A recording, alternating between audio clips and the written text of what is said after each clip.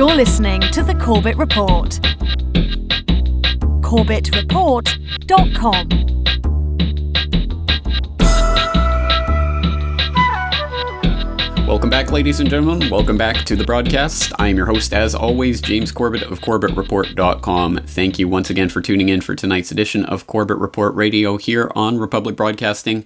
And tonight we have quite a conversation lined up for you out there at home. If you're only a listener to the radio program, you might not have heard him before because he's hasn't been a guest on before. But tonight we're talking to Freeman of FreemanTV.com. I certainly hope people will be checking out his work if they haven't yet done so and looking at some of his DVDs. Quite a few of them I have myself. Obama cloning and the coming space war, Return of the Nephilim, E.T. and the transhumanist agenda, Anne and Nicole, Brittany and Mind Control, the Freeman perspective with Tex Mars. Just a ton of information always coming out from Freeman, who likes to explore all of the craziness of the system that we're looking at. And we haven't been talking nearly enough about weird stuff on this program of late, so it's my pleasure to have Freeman with us on the line tonight. Freeman, thank you so much for joining us. Hey, thank you, James. Well, it's great to have you here. As I say, this is your first time on the radio program. We've talked a couple of times on CorbettReport.com, so people can look into my archives for that. But just briefly, let's just hear a little bit about yourself and what you're working on right now. Well, that's always the toughest question. It is. I am a conspiracy theorist. I have been outlining and databasing conspiracy theory on the internet for 7 years. My research goes back prior to Y2K, and I've been laying out a foundation, a hypothesis of the occult connected with the politics, and have consistently found that I'm onto something here. So FreemanTV.com is older than YouTube. It's been around longer than that. And I've been putting out these videos and podcasts and trying to get insider information to everyone about some of the strangest weird stuff that we can. And currently we are putting out the encyclopedia of weird stuff. We're calling it Weird Stuff, Operation Culture Creation. And this is to give you a tool to share all this information with your friends. So we're actually writing an encyclopedia out in a magazine format that outlines databases, all of the strange occult things that we're going to talk about tonight, and gives it to you as a reference material and as an ability to pass it on over to your friends, because there's Madonna standing on the mark of the beast, or Lady Gaga doing a blood ritual, or Barack Obama being a clone, and all of these things then are just kind of laid out for you to share and explore. And it's called Weird Stuff because it's innocuous. It's non-threatening. Your friends aren't thinking you're trying to beat them over with truth. They can look at it, they can laugh, they can do whatever, but it's going to sink in. I know that. Well, that's exactly right. I think that's part of it that we don't often consider, is that we don't have to beat people over the head with this information. We can just lure them in with curiosity, and sometimes that's the best way to get people interested. So let's talk about the project itself. How is it being funded and supported? Well, there's an amazing program called Kickstarter, so we decided to jump on board with that and see what happened. Kickstarter is great because you give rewards for the money that's given, so it's not asking for donations. If you gave us $25, you actually get a better deal. You get the book and you get a subscription to the website. So it's actually, we worked it out so that you actually get more money or more stuff than you pay for by the Kickstarter. So we have this Kickstarter campaign. It's got 6 days left, and we're really just pushing it towards the end here. We've made our goal, but now we want to show the publishers how popular this could be. So it's really a pre-order campaign on Kickstarter. You just go to FreemanTV.com and click on Get Our Book, or you can click on Kickstarter and search Weird Stuff and throw in $25 and you get the book and the subscription. So it's really working out. Excellent. Well, it's good to hear that this type of listener-supported or audience-supported work can survive, because, again, if people don't support the alternative media, then they're going to be supporting the status quo by default. All right, we're coming up against our first break, so we're going to take a break and gather our thoughts, but we'll be back in a few minutes, once again talking to Freeman of FreemanTV.com about weird stuff in general, and let's get into some specifics after this break. We'll be right back. The Corbett Report is brought to you by the Corbett Report subscriber. a weekly newsletter featuring James Corbett's International Forecaster editorial, recommended reading and viewing, discounts on Corbett Report DVDs, and once a month, a subscriber-only video. Sign up today to start receiving your copy at corbettreport.com/support.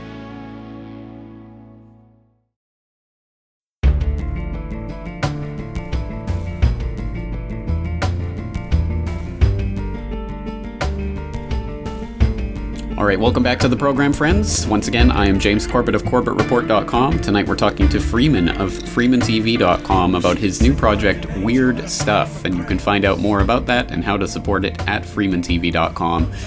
Tons of information there, and just a ton of information every time I hear him speak or see his work. Always learning new and interesting things, and on a recent radio appearance of his, I learned a very interesting fact about Madonna and the fact that she has people who go around after her concerts to clean up her DNA from the concert space. I've never heard anything about this before, but it's just a bizarre and fascinating little thing. What can you tell us about this, Freeman? What do you think she knows? I mean, really. We just had a Japanese team announce that they can now create a human clone using nothing but stem cells. They no longer need a human. They can now generate a sperm and an egg simply from stem cells and generate a human. Right? So we're at the point now where we're looking at this cloning agenda, and people should be watching closely about human cloning. I mean, I got into this back with Rael when he spoke before Congress, and what a strange day that was. Here was a guy in his big white puffy spacesuit with a golden Star of David interwoven with a swastika on his chest, standing before Congress with Bridget Bousselet and Dr. Stavros and the dangers thereof. Of course, Arnold Schwarzenegger was a proponent of human cloning and pushed George W. Bush to open the stem cell research, but they wouldn't do it. Bill Clinton wouldn't do it. But Barack Obama came up and he said, I am releasing the restrictions on federal funding for stem cell research. So now what does this mean? Well, we can already see that you could create another human simply from a stem cell. So this means any piece of Madonna could be taken and she could be recreated. We're looking at a situation right now where on the International Space Station, on the last space shuttle mission, they brought up 6 adult stem cells. And these are being used to study longevity for humans, and more specifically for astronauts because of the aging loss that they get due to anti-gravity, right? So next to these stem cells... Sorry, could you go through that again? The aging loss due to anti-gravity? Well, that's what these stem cells are said to be used for. This is what NASA is saying that these stem cells are up there for. Now, this was actually the 19th mission for Genesis Corps, which is the genetics company that's sending these stem cells up to the International Space Station. So this is the 19th time that there have been stem cells on the International Space Station seeking longevity. Now, right, so they're studying the effects of microgravity on stem cells? Well, it seems that the astronauts actually age faster in space. And what's happening right now is they're okay, Freeman, sending up the your first connection ever is breaking up a little I believe bit. it's a Russian and an American. Continue. You see, you're not coming through to me. Oh, okay. Turn off the video. Okay. All right, sorry about that, folks. Just one of the joys of live broadcasting. Once again, we are talking to Freeman of FreemanTV.com, and we'll get him back on the line in just a second here. But first, let's go through some of the stuff that he is doing on FreemanTV.com for people who don't know out there, because, again, he does just an incredible amount of work on all sorts of different topics, and one of them is called science fiction or space faction. This is posted up on the Space War News part of FreemanTV.com right now. So we're going to be talking a little bit more about that, and we have Freeman back on the line. So Freeman, sorry about that. Go ahead. It seems to be much better. Well, sitting next to those 6 adult stem cells is Robonaut 2. Now, Robonaut 2 is a telepresence robot. Now, what does this mean? It can transmit your mind into this computer and work it as if it were your body. How now, does that work? This is where we're going with our new technologies, and this is what I've been outlining in databasing. And the reason I compare...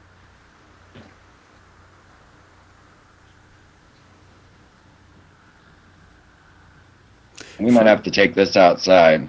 Do away with the video. I think so. I think we'll have to do that. Okay, sorry about that. Okay, once again, let's try reconnecting with Freeman. But while we're waiting for him, once again, we are talking about this the stuff that's swirling around in the Operation Culture Creation edition of Weird Stuff, the new work from Freeman. And as I say, he's got this article called Science Fiction or Space Faction, once again posted up in the Space War News section of freemantv.com. And it goes into some of the many ways that this technology is connected to, the weird stuff that's increasingly taking place in the world that we're living in, the increasingly weird and connected world that we're living in. So I'll just read a little bit about from the opening of this while we're waiting for Freeman to get back on the line. He says, science fiction is an existential metaphor that allows us to tell stories about the human condition. Isaac Asimov once said, individual science fiction stories may seem as trivial as ever to the blinded critics and philosophers of today, but the core of science fiction, its essence has become crucial to our salvation if we are to be saved at all. And that's a quote from Stargate SG-1, episode 200.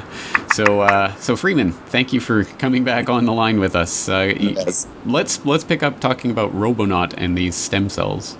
All right. And I just want to tell your listeners and what we're going to be viewers that we currently live in a school bus, and we're transmitting out on the friendship agenda. We've been traveling in a school bus for a year now, meeting stranger after stranger, trying to prove to the world that humanity's good and that the programmers are evil. So that's why we're having a bit of transmission issues, is because I'm broadcasting to you outside of the school bus. It's been a fantastic trip, let me tell you. But okay, so Robonaut 2 is this telepresence robot. And what really clued me into this was original program by Henry Markram, known as the Blue Brain Project. And the Blue Brain Project was the first attempts at creating a mammalian brain inside of a computer. Now, they didn't quite have the processing power necessary to really get this thing up and going, but CERN's LHC Grid, the Large Hadron Collider computer network, does have this type of technologies. Now, as I started to look into this, I found out Michael Jackson was trying to transmit his soul into a robot. He hired a roboticist who built a robot named A-Rock that he was going to transmit his soul in. He also met with the Raelians in Clonade with Uri Geller to have himself cloned. But I personally think that Michael Jackson time traveled. We could get to that, but you need to see the picture to believe it. So here is Robonaut 2 up on the International Space Station, along with these stem cells. And what is launching this month is the X-37B, which is our robotic space plane. So if you've ever seen Battlestar Galactica, we're right at the beginning of that story. We now have telepresence robots that are under our control and telepresence space planes like the Cylons had. And this was the beginning of the downfall of their world. Now, what happens is that Battlestar Galactica happens to be the Mormon creation myth. So it's a perfect time for Mitt Romney to become president, if this is the actual situation that we're in, which it is. So this is the puzzle that we're looking at as projects come forward, and we see that many have come. There's a new one by a Russian named Ichkov, who has started the Avatar program, and it's his hopes to transmit people's minds and souls into robots and eventually into a holographic body. Now, he contacted DARPA, the Defense Advanced Research Projects, and asked them if they wanted in on his Avatar program. And they kindly let him know, sorry, we already have an Avatar program going. So mind transfer technologies are right there in our face and right in front of us. We are at the moment we're going to deal with clone wars and robot wars.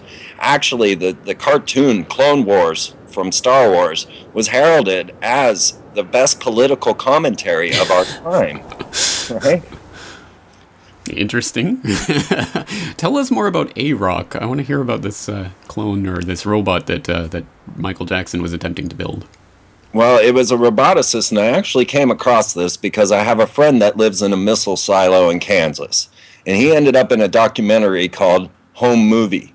And it's all about these unique homes. And he has a $2 million home down in a missile silo. Well, as we were watching this, another house came into being, and it was the robotic house.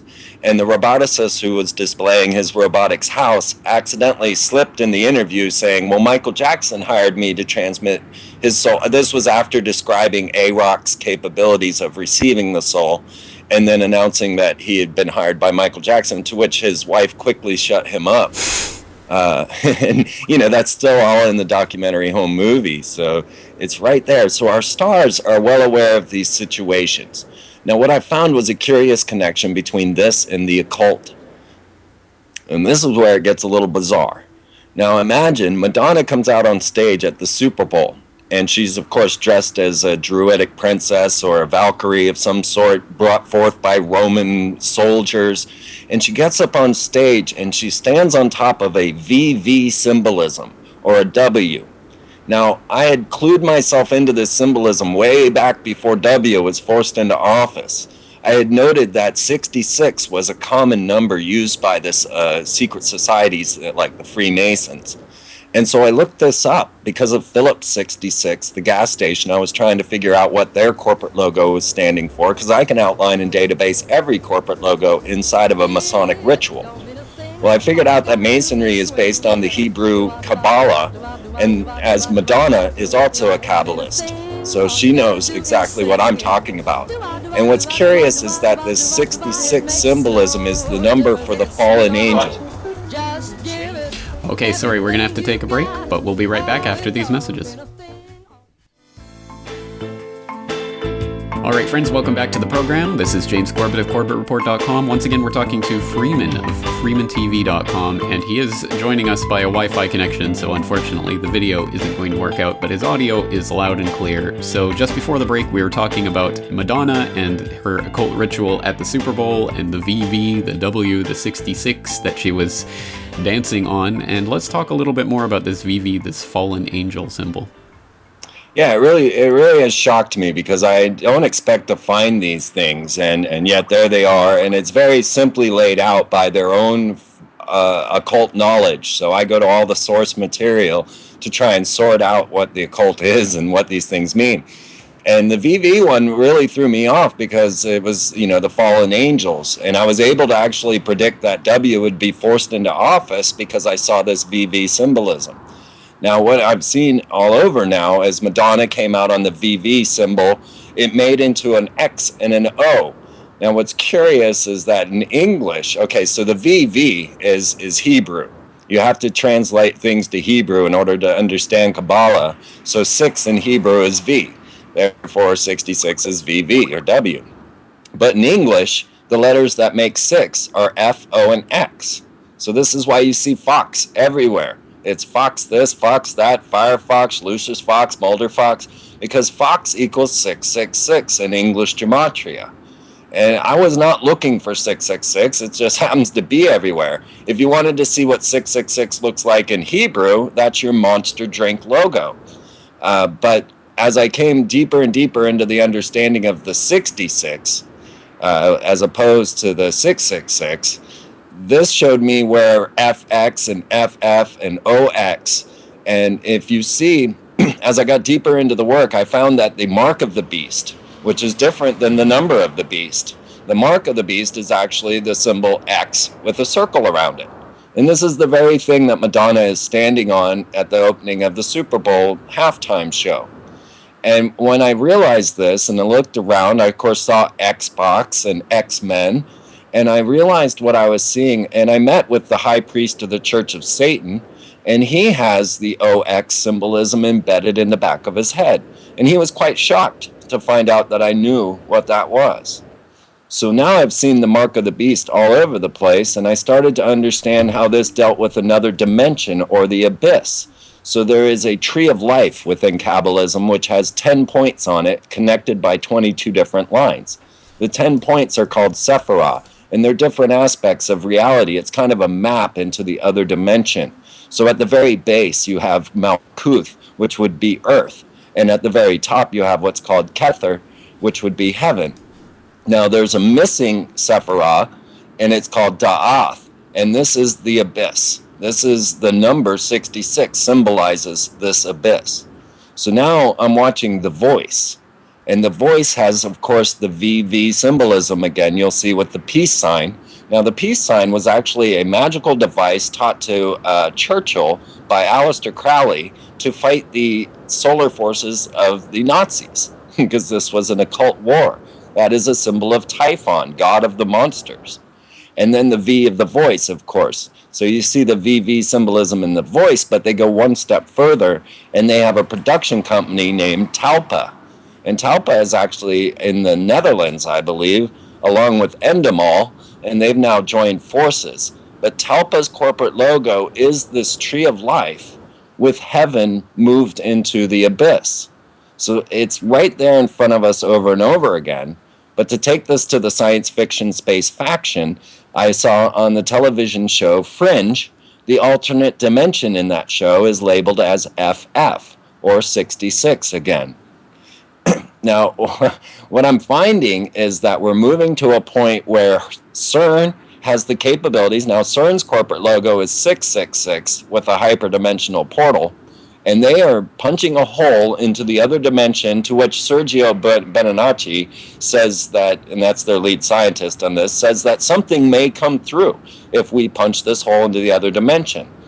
And they are then using the technologies that I'm talking about with mind transfer technologies or radio frequency waves to transmit souls or bodies into this other dimension. I'm not saying they're doing that. I'm saying it's capable of this. And it's starting to just really get freaky out there. Freaky is one word for it. I don't think there's a listener out there whose mind you didn't blow or who you didn't leave in the dust there in just that 5 minutes of explanation. So we might have to go back and start unpacking some of that. But it is just an incredible amount of information there. Let's just talk a little bit more on the VV, the 66, the fallen angel. What is the significance of the fallen angel idea? Why do they keep flashing that symbol in our face? Well, one thing is that we go back to the book of Enoch, and this is where we find the first tale of the fallen angels coming to Earth. And they brought with them warfare, they brought with them makeup and high heels, and the ideas that we have for civilization, and most especially the warfare and prostitution type situations. Now, curiously enough, as we go back to the Bible, you'll find that there are a list of gods in the Bible. There's Psalm 82, where God or Yahweh goes before the council of gods and speaks with them. There are also many devils listed. So when people start to unify this in some sort of monotheistic way, the Bible doesn't really concur. Hebrew is actually a henotheistic situation where they worship one God out of many.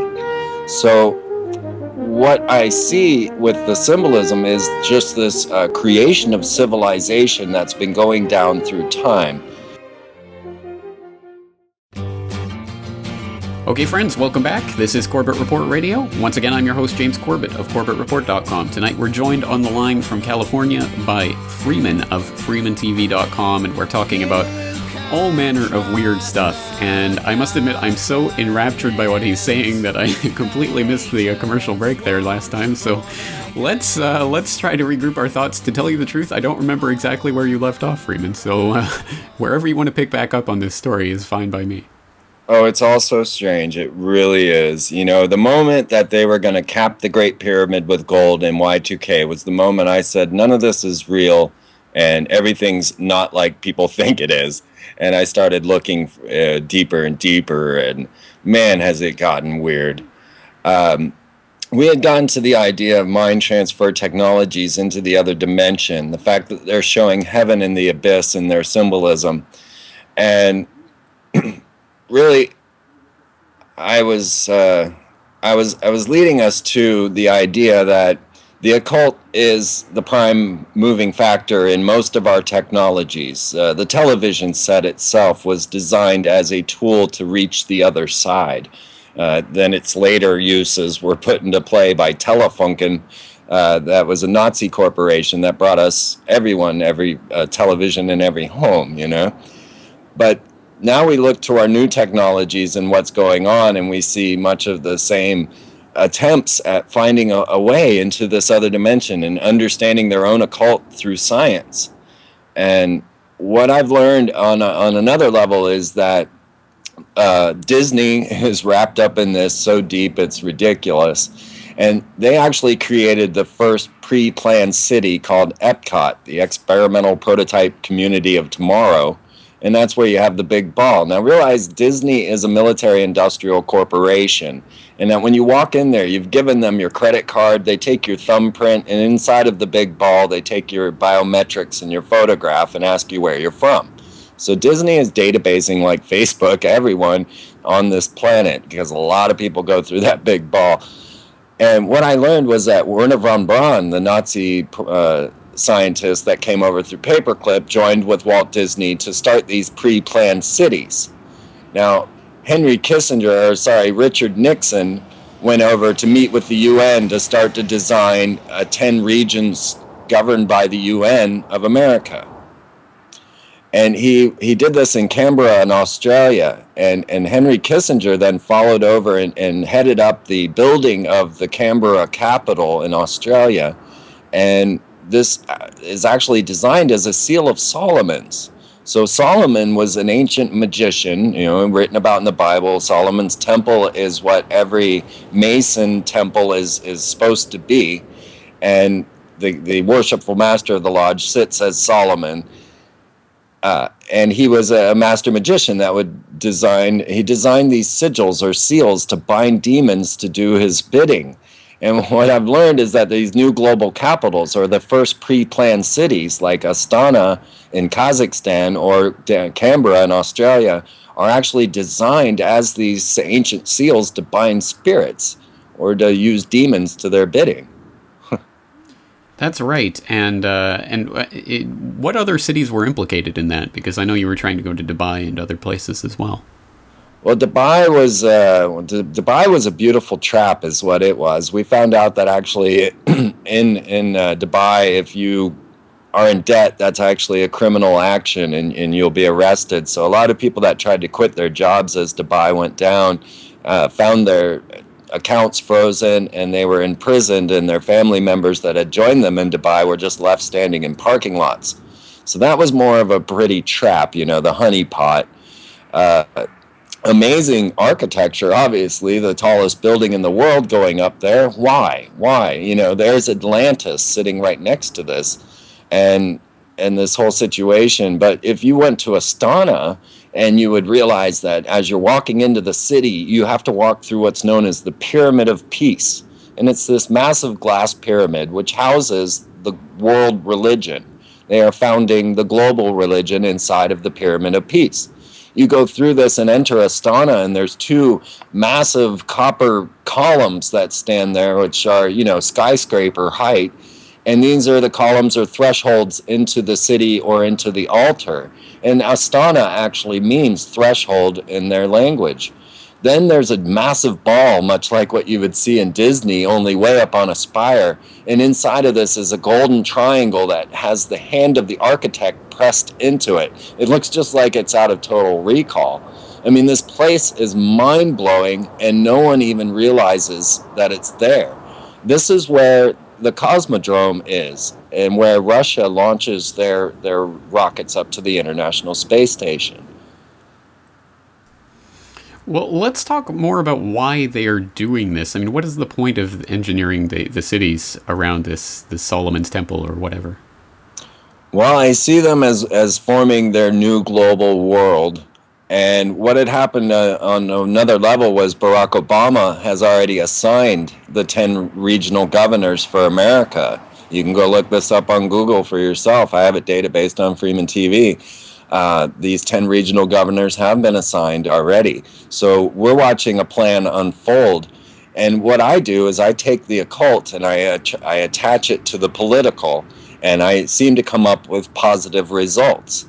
So what I'm seeing is just the what we could call I lost the word, the particular mancy I'm after here, geomancy, and actually affecting the Earth grid with their architectural designs. Because what I've looked into is what I call paramagnetic antennas. And what you'll find is that many buildings are actually designed for the purpose of channeling spirits into the building. So there's the Master Building, which is in downtown New York. And this was built for a man named Nicholas Roerich. Now, Nicholas Roerich was the person who got Henry Wallace, who was Secretary of Agriculture at the time, to put the pyramid on the dollar bill. Nicholas Roerich was paid by the American government to take a strange box or crypt type coffin thing on an adventure in Tibet. And he came back painting all of the things that he had done, showing himself meeting with demons inside of crystalline structures, having rituals down there while carrying this little crypt. And the American government paid for this. And he is the person that then convinced Henry Wallace to put the pyramid on the dollar bill. His Master Building is actually designed as one of it's like Ghostbusters, right? There's so much reality in Hollywood. And many of these Mason temples are designed in this same way. Now, what I've learned is that our elite are actually channeling these extra-dimensional beings, and most specifically the ones that they call the Nine. And the Nine are based on the 9 Egyptian gods or the Egyptian gods. So that's like Osiris, Isis, Geb, Nuit, the list goes on. I have a show about it if you want to get deeper. And they are channeling these entities. They used Uri Geller, the same guy who went to Clonade with Michael Jackson. He's the spoon bender guy and a psychic of extraordinary talent. And they used him to channel the Nine. Now, the Nine finally told Uri Geller he didn't like them very much. They finally told him that they were actually a supercomputer on a spacecraft known as Spectra.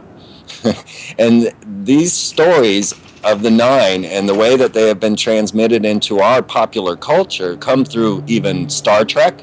Gene Roddenberry sat in on these channelings of the Nine. And this is why you have representations of the Nine as the crew of the next generation. He wrote now the Nine also reference to the Nag Hammadi text and go to what are known as the Archons. And the Archons are these also extra-dimensional entities that affect mankind by getting us to do their bidding. They have to get our free will agreement for us to allow them to do manipulation. And they're written about in all of these ancient texts. They've been known as the Watchers, the Fallen Angels, and fringe they're known as the Observers. And then you have the Archons that are another subset or another description of these same beings. And curiously enough, there is an Archon Genomics Prize right now where they're offering $1,000 per DNA strand if you can unravel the human DNA. Well, let's just back up for a moment, because you raised such an important point when it comes to free will and our ability to make choices about what we choose to do and to follow, because that's something I come back to time and time again. In no matter what it is that we're covering, it always seems to be people are willingly going along into this tyranny by giving up their right to say no. And whether that's the genetically modified organism agenda and people willingly purchasing the GMOs, or if it's the transhumanist scientific dictatorship agenda and people buying the latest, Apple product or whatever, buying into that, literally paying into this to become part of the system that they then on an intellectual level seem to be against. And it is a bizarre system where it is in every single conceivable case, if we just stopped doing it, stop paying them our money, stop buying into it, stop giving them our free will, we can stop the agenda. And I think that's also reflected in this occult idea of you have to let them in order for them to have any control. Yeah, it seems like there's spiritual veil that they have to punch through, and there's so many techniques that they use. Now, first of all, I just want to say, when you walk into a free Masonic lodge to take your rituals, the first thing that you admit to is that you come of your own free will and accord. And, I don't know if this opens you up to these channels or what effects these rituals have on the men's souls, but I have seen a lot of soulless older Masons, including my father, that just seem lost, as if they've been lost through these rituals.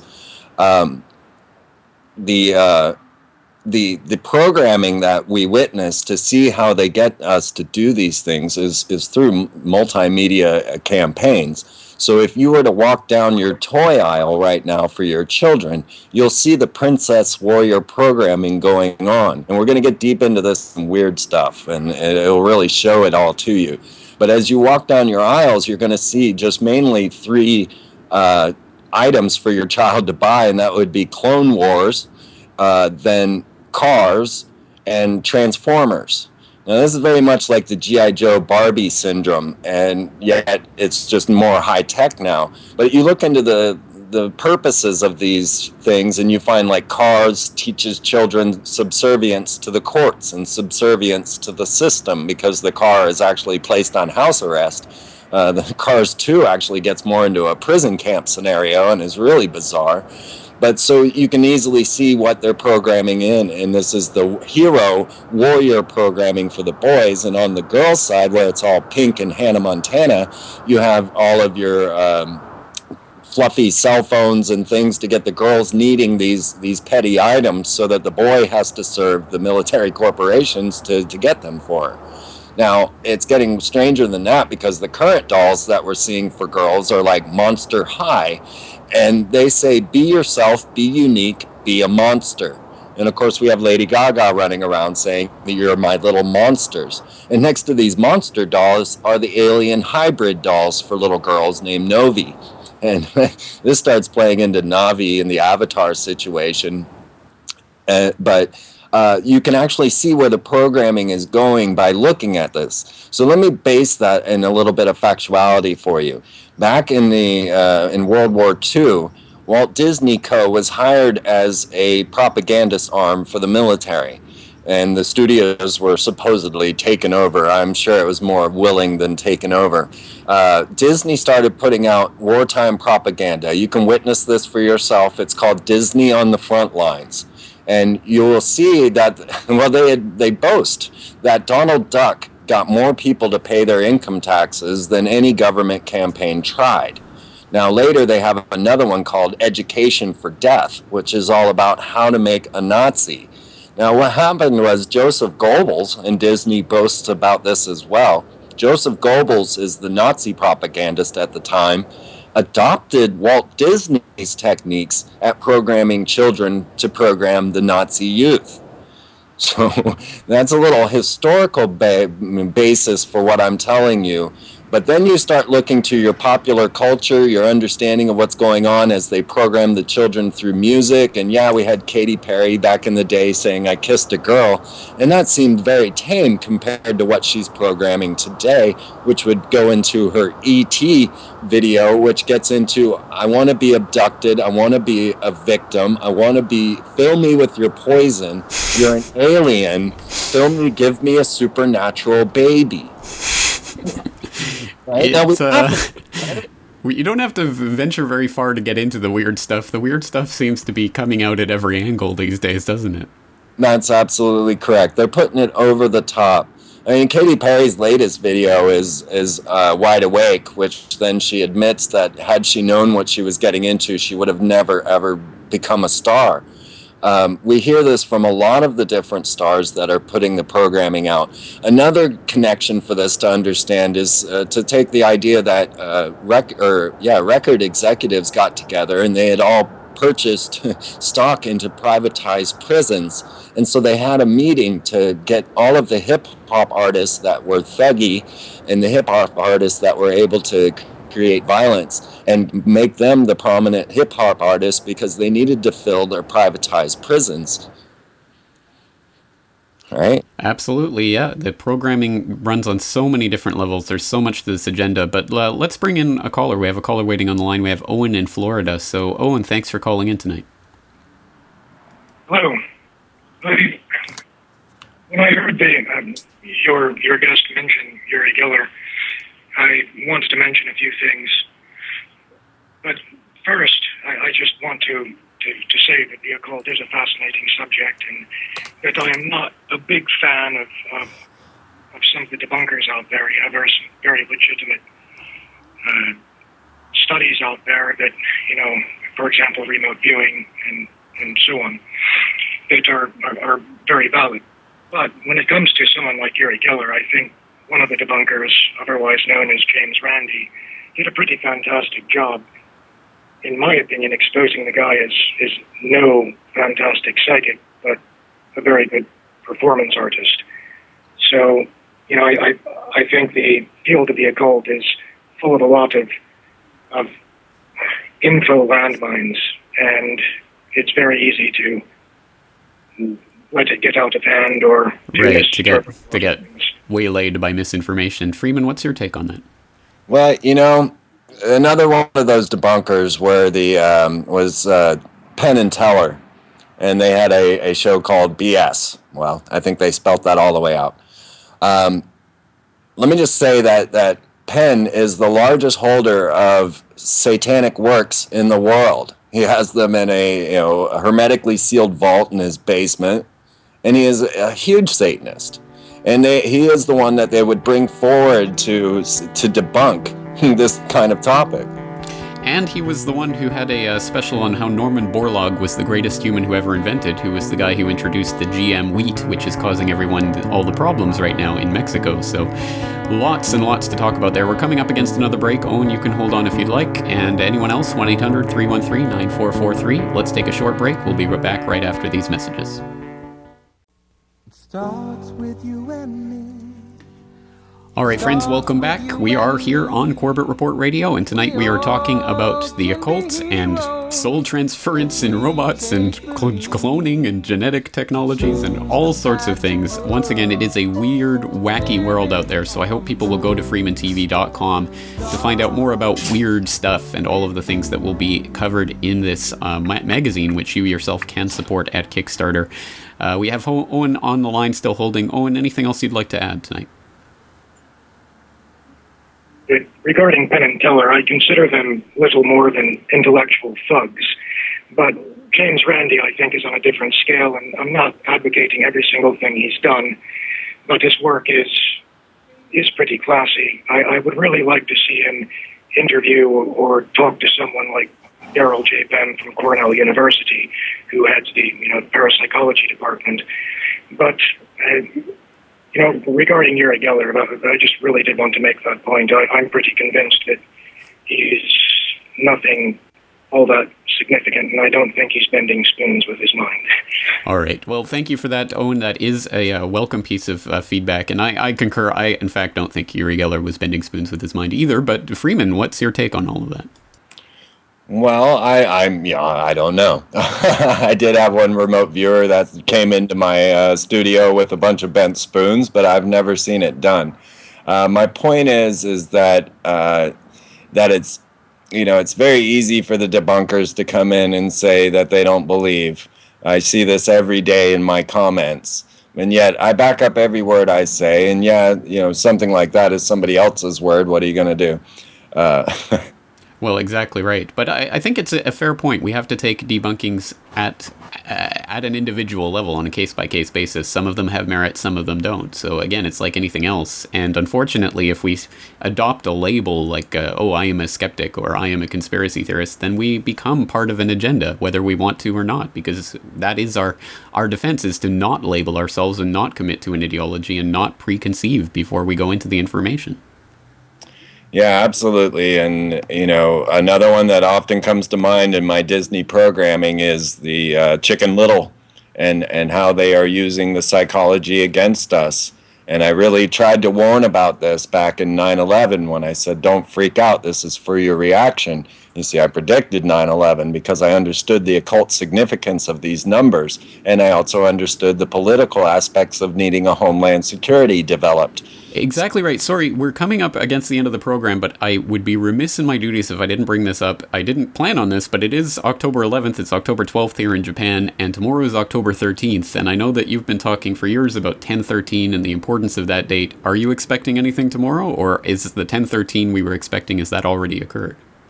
I am actually watching very closely for 1013, and I don't know. I don't have a projection for it because the last one came true, but I have done a 1013 show every year, and it has been without fail a significant day in most of the political spectrum. The last 1013 was, of course, the banking crash. This one, I really wonder, but I do have my eyes open. Well, as will we all. It's very interesting to watch how things swirl around these certain dates, 420 or 1013 and things like this. All right, just tons of extremely interesting information, too much to possibly cover in one episode, so we'll have to leave it there for now. Freeman, just direct people to the website one more time. All right, it's simply freemantv.com, and you'll have 10 years of databasing to go through there. 10 years of information, indeed. Well, a ton of information, as I say, so it is a pleasure always to get this data dump. And we're going to have to leave it there because we're right up against the end of the time. So, Freeman, thank you so much for your time tonight. Thank you, James. All right, and thank you all out there for listening. I am your host, James Corbett. I will be back tomorrow night with more for you all out there, Corbett Report Radio. I hope you'll be there. And once again, I've got full-length uploads on YouTube now, so go to the YouTube channel for all of these videos as well. Talk to you tomorrow.